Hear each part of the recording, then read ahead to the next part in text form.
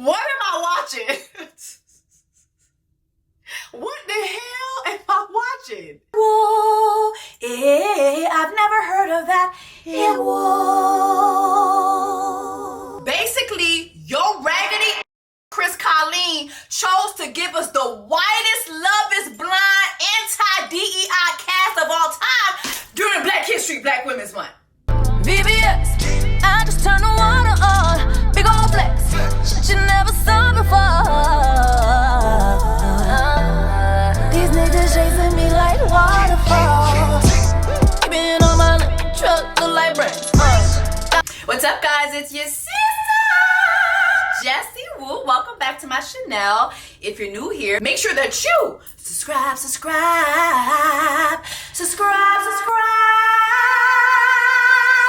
Thank you very much. So you can join the Black Women's Tribe during Black Women's Black History, Black Women's Month, during Black Women's Rosa Parks Black Women's Month, during Black Women's Black History, Black Women's Month. All right, let's go ahead and jump into this Love is Blind review. But before we do that, I will be reviewing episodes 3 to 6. A lot of y'all complained that episode 1 through 3 was my shortest review ever. And I'm like, what do y'all expect me to do? Okay, but I'm doing the best that I can. You know what? I'm just here so I won't get fined.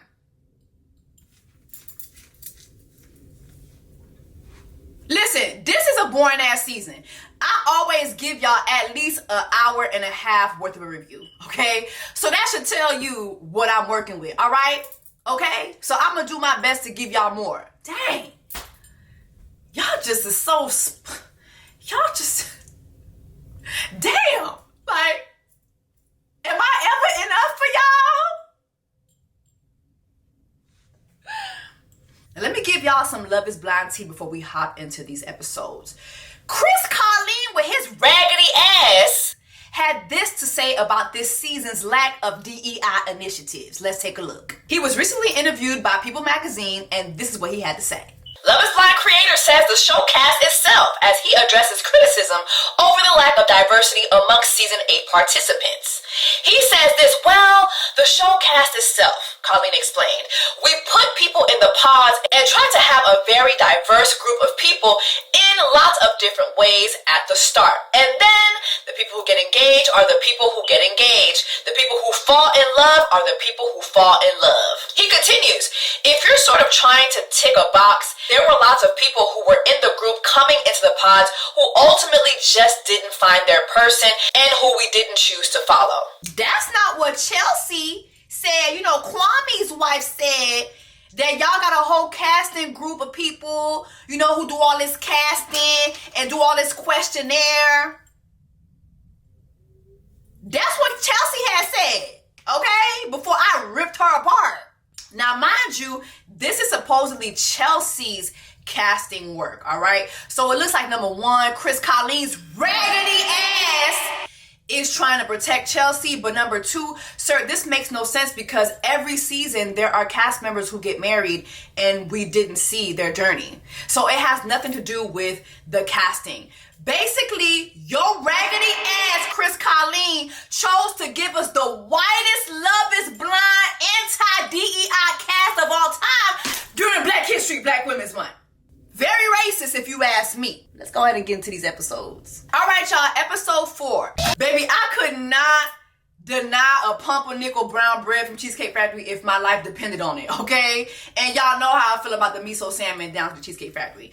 I just feel like, for once, while watching this, I felt seen because justice for Cheesecake Factory. Y'all be acting like Cheesecake Factory ain't got good food. Mind you, every Sunday is packed. Every Saturday is packed. Somebody lying.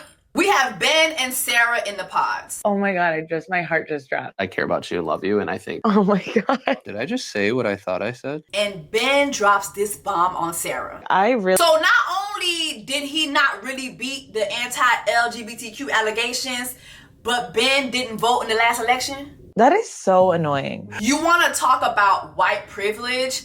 This is a prime example of white privilege. A white man who doesn't even care about voting because honestly, it's not really gonna affect him because he's what? He's white. Then you got Sarah bringing up BLM and George Floyd. You know, George Floyd, that whole incident happened in Minneapolis. And you know what Ben's feelings are on that? So George Floyd, that obviously hit home because George Floyd happened in Minneapolis. Thoughts on Black Lives Matter? Like, I'm not one way or another. I just kind of keep out of it. Staying out of it?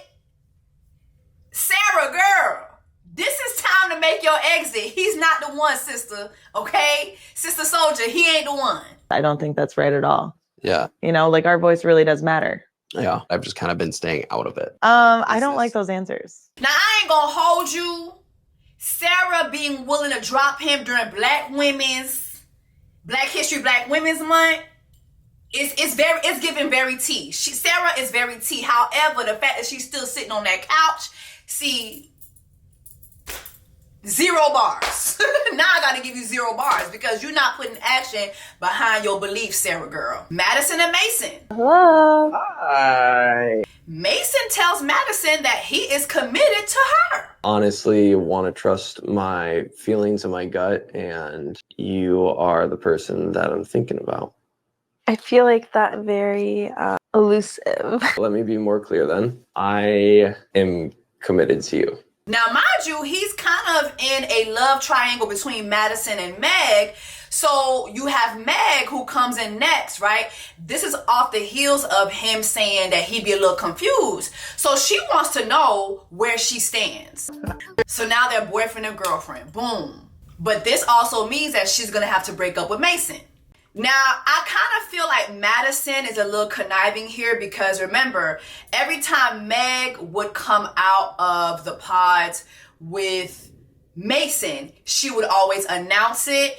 And so I feel like Madison making sure that she had Alex is kind of her one-upping Meg. Like, okay, I got this relationship. I have this boyfriend, but I'm still in a relationship with your dude. And so she goes into the women's quarters and she announces that, you know, he's her boyfriend, and Alex does the same, right? But I still feel like this is Madison kind of playing the game that she feels that Meg is playing. Now, with her doing that, you have Meg side-eyeing Mason because now she knows that if Mason chooses her, he's only choosing her because he has no... I mean, I feel like this is Love is Blind. Like, this, we literally see this every season, right? Everybody's playing the game, but you got to make sure whoever's your number one, you let them know that they are your number one. And I feel like Mason didn't do a good job of that here. Like, imagine telling your number one that your booty is tingling in front of the entire world. The whole time,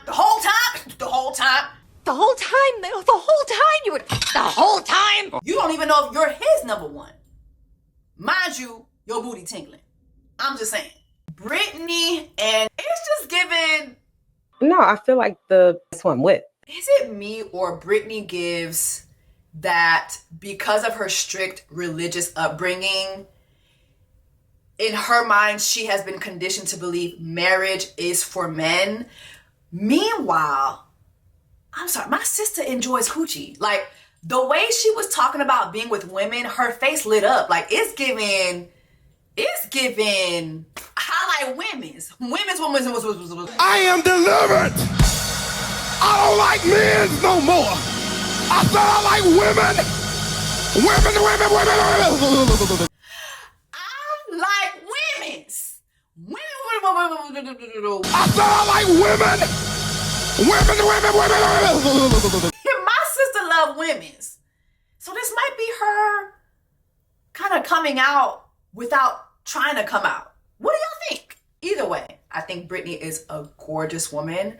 There's just something so inviting and warm about her. And she comes across very fun while being very understanding. She has compassion. She's smart. Like, I just really like her. I like her a lot. Devin and Virginia. Devin is still pressing Virginia to open up. Both of us. I just feel like there's something about Virginia. I don't know if just a lack of opening up, or is she hiding something? Like, what is it? What is it? It just feels very hesitant with her. Devin goes into detail and opens up about his basketball injury again. But I'm sorry, why did we have to sit through him doing this all over again? Like, the editing this season, it's just like, you can tell nothing happened in the pods. It's either a lot happened in the pods that they just ended up not showing us for controversial reasons, or nothing happened. And I'm going to lean on the first one, knowing Love is Blind. Love is Blind always has some shit they're hiding, okay? But we didn't need to spend so much time in these pods. Why are you showing me him telling the story all over again? It's tough to say out loud because I just know, like, what I went through. And him crying all over again. Like, damn, like, this is a lot. But then I do appreciate seeing Virginia's answer to it, but I don't expect her answer to be anything other than this. Like, who's not going to be understanding to Devin's story? Like, you'd have to be a demon to not be understanding. Jesus. mm-hmm. What a day, huh? Mm-hmm. The short king and the doodoo doctor. Maybe that's my biggest fear out of all of this. That it's too good to be true? Mm-hmm. Yeah. It's giving warm and fuzzy. They have no reservations for each other. They're still going strong. I like it. If they like it, I love it. All right, now we have Lauren crashing out over Molly's connection with Dave. And I still, like, kind of question, like. And again, I just have to ask you, sister, do you not understand that when you are signing up for Love is Blind, you are signing up for emotional warfare? Like, what do y'all be thinking this is about? Like, what do y'all think y'all are signing up for? Chris Colleen's raggedy ass is signing y'all up for World War III, the emotional edition.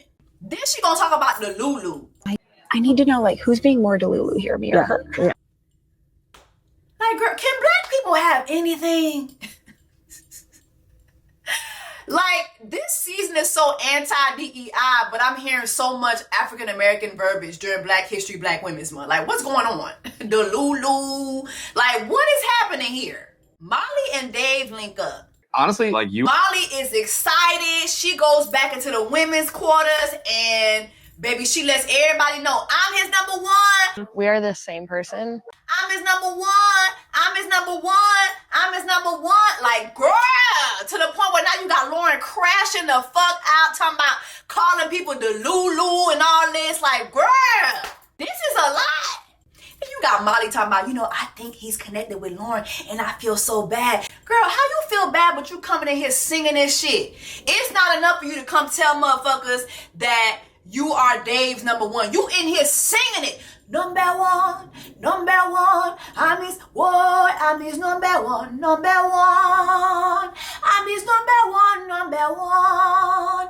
We're not having fun. I'm his number one. Like, girl, you doing the most.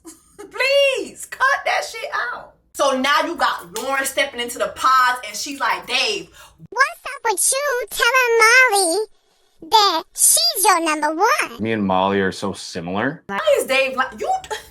These men get in this pod. Like, I don't understand it. These men get on this show. Y'all know cameras be rolling. Y'all know they can roll back the tape and show that y'all said what y'all saying y'all didn't say, right? Like, y'all do know that, right? Right. Honestly, like, you were my number one after the first day. If you were falling. This could be it. So you got Dave denying the allegations. Baby, you said that. You got Dave sitting there like, who said that? Who had been saying that? Who said that? Who said that? Who said that? You are not Portia Williams, okay, Dave? Dave tells Lauren that she's been his number one from day one. Listen, mind you, just keep in mind, Dave cheated in school. Dave cheated on his last girlfriend. Dave is the man's a liar, okay? The man is a liar. He's already said that himself, okay? So let's move on to the next episode. Lauren and Dave are still in the pods and Lauren is fighting for her life. Girl, I am embarrassed for you. Hey, you came last night and said that you told her she was your number one. And he was like, I did not say that. You are doing a lot for a man who called you ugly, a man who called you old, okay? Remember that. This man told you were 30, so you were no longer attractive, and he called you old because you're 30. You doing a lot, sister. You doing a lot. Brittany and Devin link up again, but this is my favorite breakup in Love is Blind history. Like, this was so beautiful. So beautiful to watch. I think that Brittany telling Devin that she's indecisive is an indicator of where she stands with her sexuality. I think Brittany is someone who is still trying to figure out which one of the letters in LGBTQI+ that she identifies with. And that is okay. I love that she was forthcoming and she was truthful and that she didn't force this connection.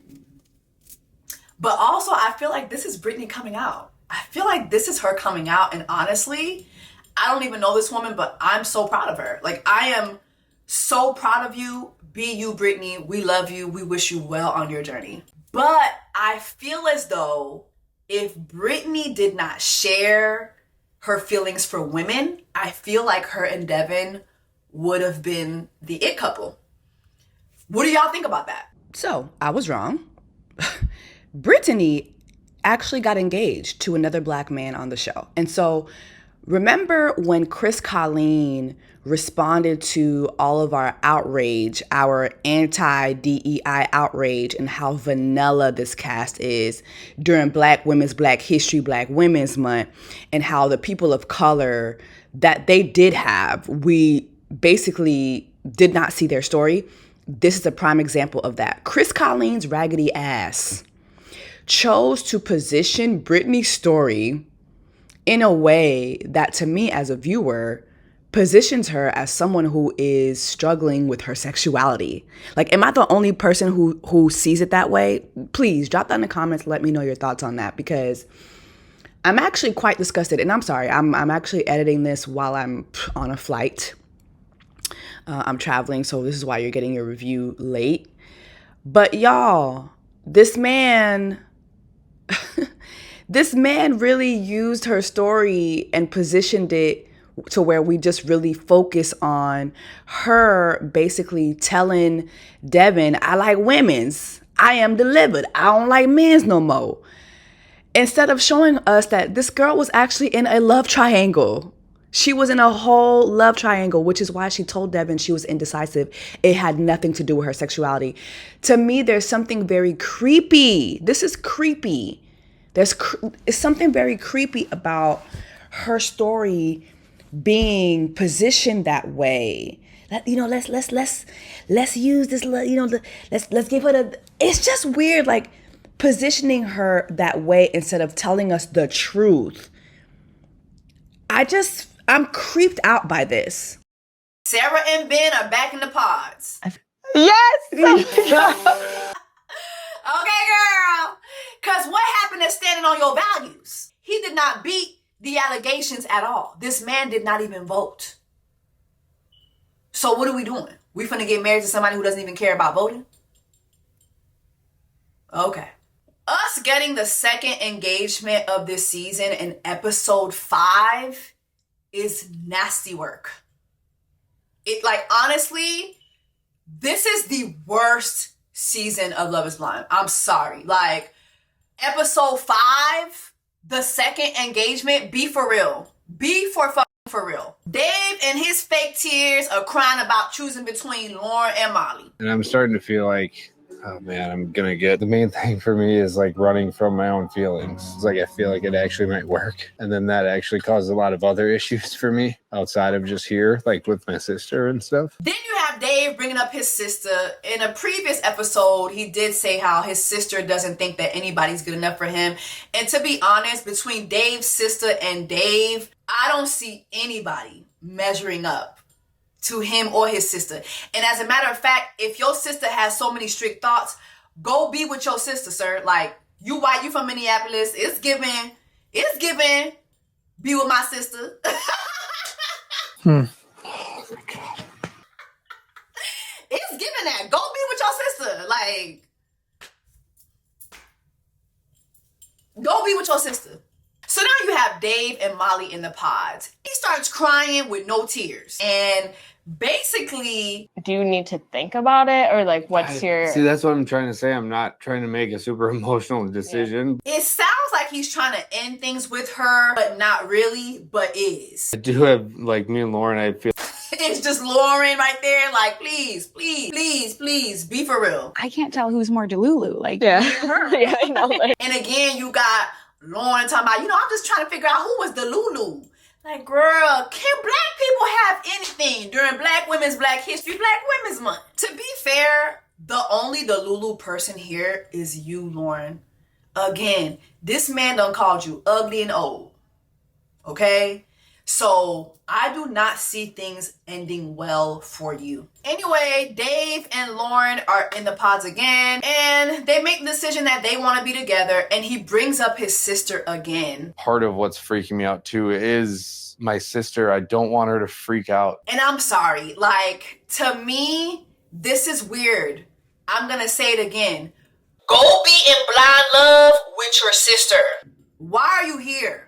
And I don't know why, I was just watching this conversation between them two, and I was reminded about his comment on women and their looks, and just something about, to me, Lauren looks like, an everyday pretty white girl. Like, she looks cute, right? She's a cute girl. But to me, I just feel like he's not going to be amazed. Like, I feel like aesthetically, she's not going to be pleasing to him. And the whole time, Dave looked like one of our raggedy ass plantation owning forefathers. Okay? The short king and the doodoo doctor are back in the pods. And is it just me, or I found it very weird that they were sharing each other's Instagram handles? I'm so excited. Congratulations.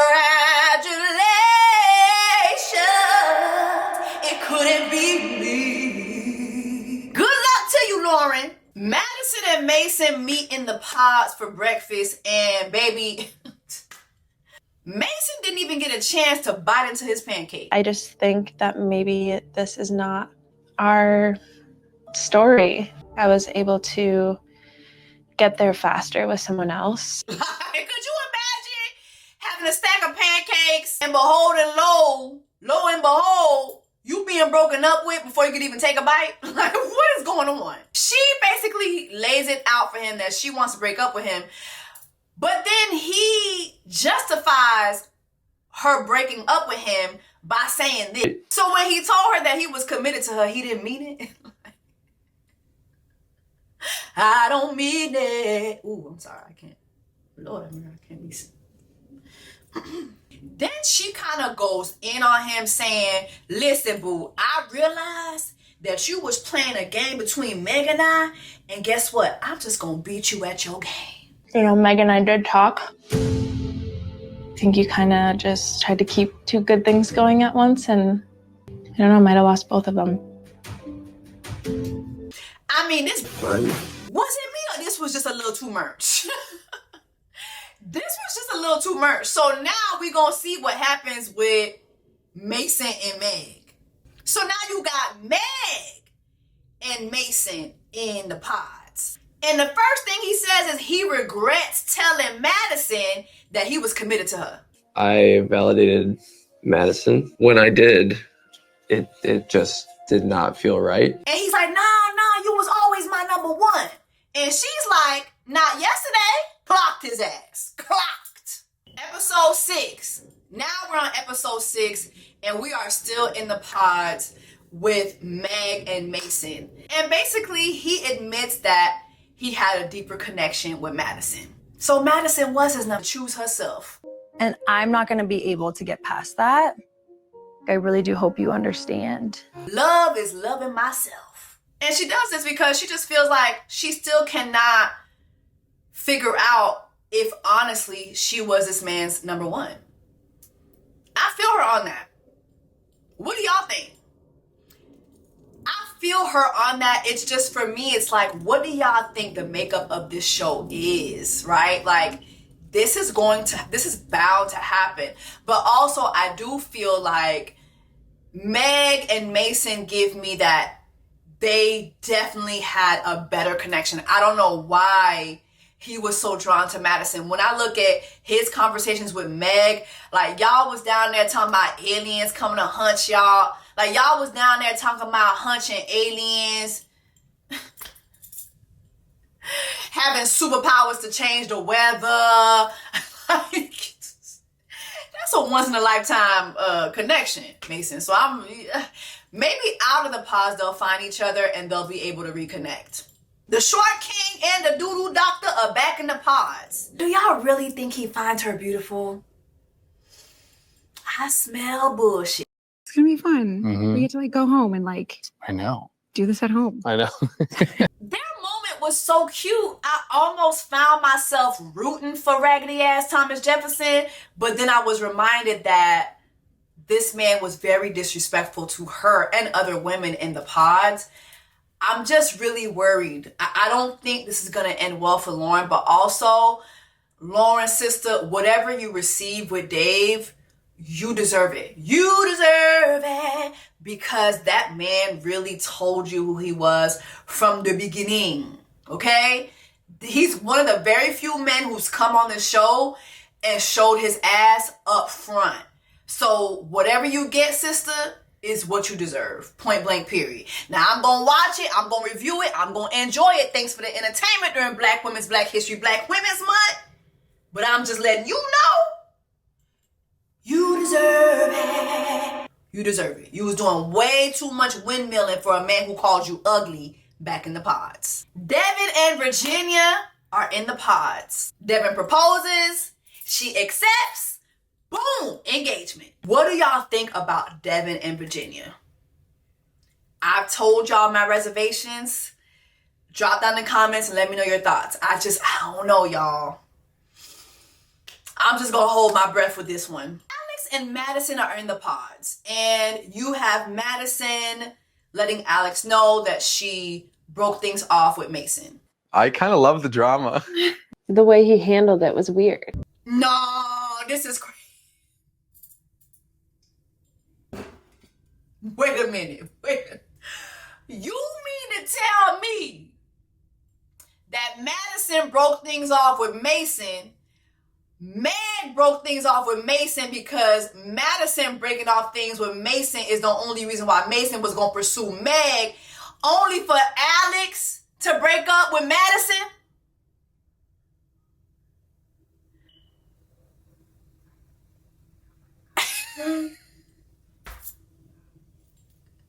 This is crazy. It's just like everybody's just shooting. It's just all I see is gunfire, just shooting everywhere. What is going on? So basically, everybody's going home. I'm going home. What am I watching? What the hell am I watching? What is going on? Chris Colleen, you are so raggedy. But this is good. Give me 20 more seasons. Oh, wait a minute now. Lo and behold and lo, it's being brought to our attention that Chelsea, you know, Kwame's wife, yeah, it's being brought to our attention that Chelsea may have casted an alleged predator for this season. Oh, girl, you better hope. You bet you my golly that once I do my research on Alex, that this is all a lie. Now, it's been brought to my attention. I did find this article on stylecaster.com. A lot of news outlets are staying away from this, and I think it's because people are still doing their research. But this article here is based on Reddit threads that have existed far before Alex was casted for this show. And they bring up alleged stories and alleged allegations of him having inappropriate relationship with minors. So this would make Love is Blind a third time that they've had a predator on here. Remember, there is the SA lawsuit from, I believe, season 3. We had Liler last year, who was clearly a love scammer / romance predator, basically. And then you have this. So if these allegations are proven to be right, this could mean extreme trouble for this show. If Alex does not beat these allegations, Chelsea girl, I'm gonna drag you by your greasy haired follicles. Gus. Girl. Now, everything that's being said about Alex is alleged, but I'm gonna tell y'all something right now. It's been brought to my attention that not only are several women speaking out, but they're providing receipts that this man is actually a predator, allegedly. So if Alex is a predator, that would make Love is Blind the third time that they have brought on a predator on this show. Remember, we have the essay allegation from season 4, I believe, with Train Dang. We have Liler from last season, who was a love scam predator, who, by the way, had his court hearing from February 10th postponed to May. That's the reason why I have not provided an update for that. But that would make, he would be the second predator on the show. He would just be a love scammer predator. And then now you would have this predator who allegedly is out here having inappropriate interactions and relations with underage girls. Chris Colleen, I'm gonna tell you right, if you think I've given you a scandal before, buckle your motherfucking seatbelt. Buckle your motherfucking seatbelt. It's gonna be a bumpy ride for your ass. It's gonna be a bumpy ride for your raggedy ass. Devin and Virginia, they meet. Oh my God. You can tell that he's really attracted to her. I couldn't really tell if she's really attracted to him. You're so beautiful. Thank you. I love the smile. Thank you. You smell good. Thank you. But nonetheless, they both look happy. The short king and the doo-doo doctor meet up. You know, he talked about being a short king, but looking at them side by side or in front of each other, he's not that short. Like, it's not that bad. She's still shorter than him in heels. So what do y'all think? I think they look cute. But while I'm watching this, I remember thinking that her sitting down for that little minute in the back once they close the doors, and her confessional saying, oh, it was an out-of-body experience. It just didn't give that. I'm talking about, we get the suspense music. The lights are turned low. And I'm just thinking, if she about to reveal that this man tried to kill her last night, like, what's going on? When the doors first opened and I saw Daniel, I thought, have this like overwhelming feeling that when the doors opened last night, that was not the first time that he saw me. So then she tells her story. Girl, what? All this suspense because this man followed you on IG a long time ago? Who knows how long ago he followed you? All this suspense, all these tears, all this drama for a follow on Instagram. Like, how was this man supposed to determine that you would be in this experience with him? Girl, just say that you saw him, he was too short. Just say that. Just say that your coochie and him are the same height. Like, you just doing the most right now. I'm sorry. Like, what do y'all think about this? I just feel like this is the biggest reach, okay? Like, men follow women online. Men follow good-looking women online. That's what they do all day. And then y'all are both in the same city. Like, who knows? Like, who cares? Y'all have never had a conversation before this. So then she sits down with the short king. Doodoo doctor is full of shit. Girl, you need to give yourself a colonoscopy because you are full of shit right now. Full of shit. Like, okay, even if he did follow you and unfollow you, and I don't care about his Christmas tree picture. I do not care. Like, the things that she's saying that she had on her socials, faith, you know, whatever, like, that does not equal to all the conversations that you had with this man for days and hours and hours and days. Like, y'all actually built a real connection in there. You and that man never had a conversation. So I don't know. It just feels like sister girl saw what he looked like. She didn't like it. And so now she's just reaching. I don't know. Drop in the comments. Let me know your thoughts. But